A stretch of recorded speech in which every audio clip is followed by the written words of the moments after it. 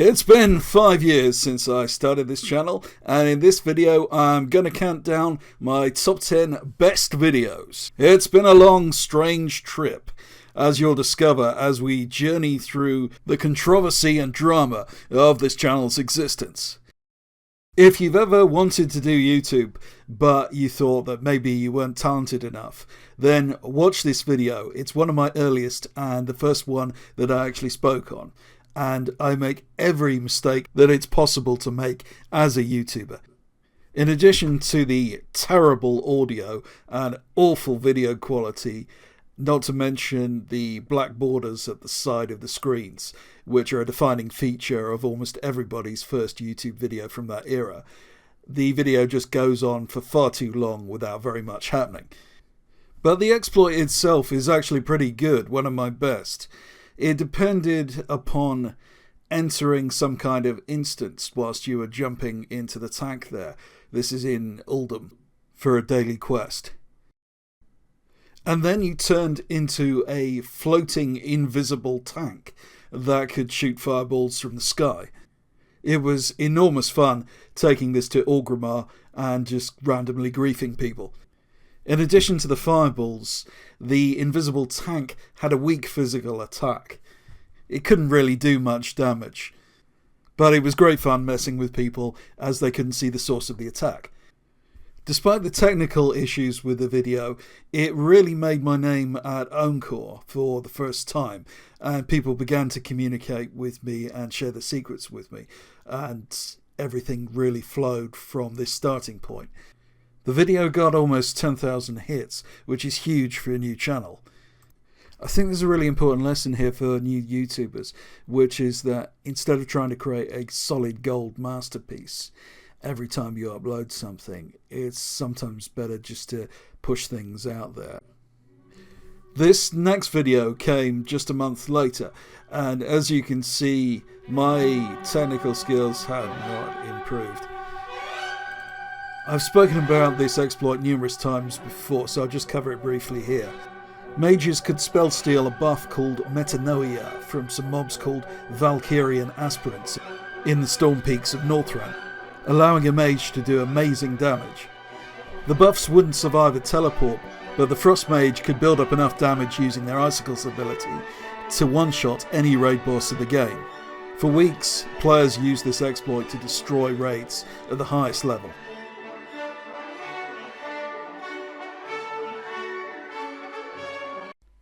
This video is the longest and most detailed guide to Warcraft PvP exploits in existence.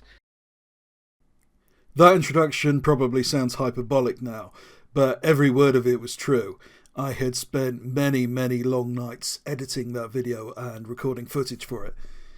I was still making my living primarily from exploiting online casinos and sportsbooks at the time. And with only 1,000 subscribers after 2 years of uploads, I was seriously considering abandoning the whole project.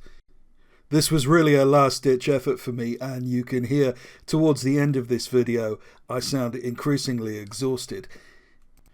This video contains every trick I could come up with, and I have never seen such a comprehensive list of PvP exploits described in one video.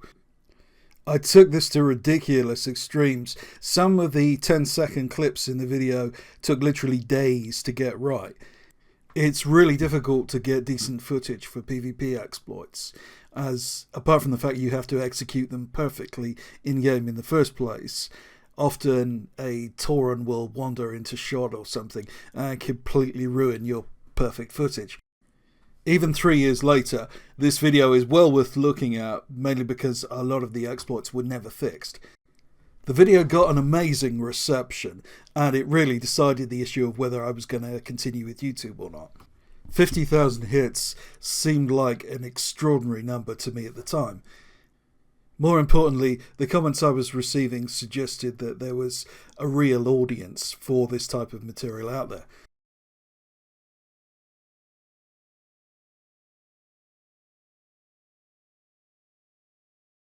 This video is all about how to copy the appearance of the Dark Lady herself, Lady Sylvanas Windrunner. This video, which has well over 400,000 hits, is my most mysterious success.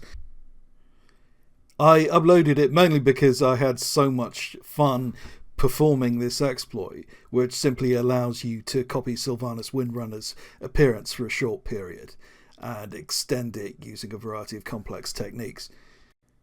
I recorded the whole thing in a single day, and I had very low expectations for the type of audience that it would receive.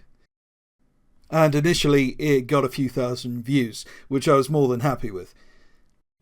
Then, about a year later, after I'd completely forgotten it, it somehow managed to pick up traction on YouTube again. And after long random intervals, the same thing would happen, and keeps happening, to the extent that this is now one of my most viewed ever videos. Obviously, a big part of that is the enduring popularity of the Dark Lady. Though I like to think there's something about the nature of this exploit which is also very appealing. It's much like a really entertaining world quest, with a severe penalty if you mess it up because the graveyard is miles away, and also an amazing reward. The following video was about a repeatable quest you could get from the Gladiator's Sanctum in the Garrison. This was during Warlords of Draenor still. You got a small amount of gold for completing the quest each time, and this could be done endlessly.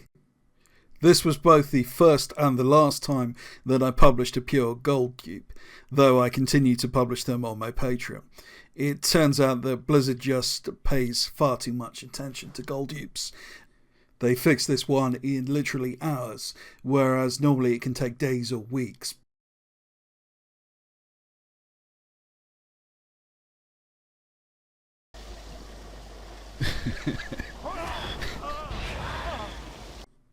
This was arguably the most ridiculous video I ever uploaded.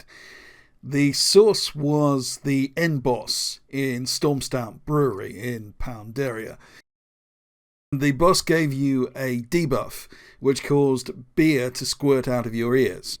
If you teleported out of the dungeon during the fight with this debuff active, it would persist, allowing you to knock any players on either side of you into the air, and if they were low level, kill them instantly.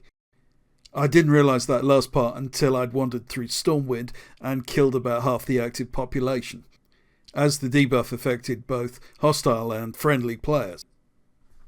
This next video was my most popular ever, with almost 750,000 hits, clocking in at over 40 minutes. This was similar to my PvP video in that I threw everything into it and it took months to record. It's fair to say this video revolutionised the speed levelling process, as the Method Zero technique I'd published dramatically reduced overall levelling time, to the extent that Blizzard eventually fixed it. However, there are other powerful methods in that video which still work to this day. The Death Knights of Acheros, corruptions of humanity raised by the Lich King. This was the last in a long series of class exploit guides. Even though my Hunter exploit guide got rather more traffic, I am most proud of this one, mainly because I feel I got the visuals right. This video also contains some of the most powerful and durable PvP exploits in existence.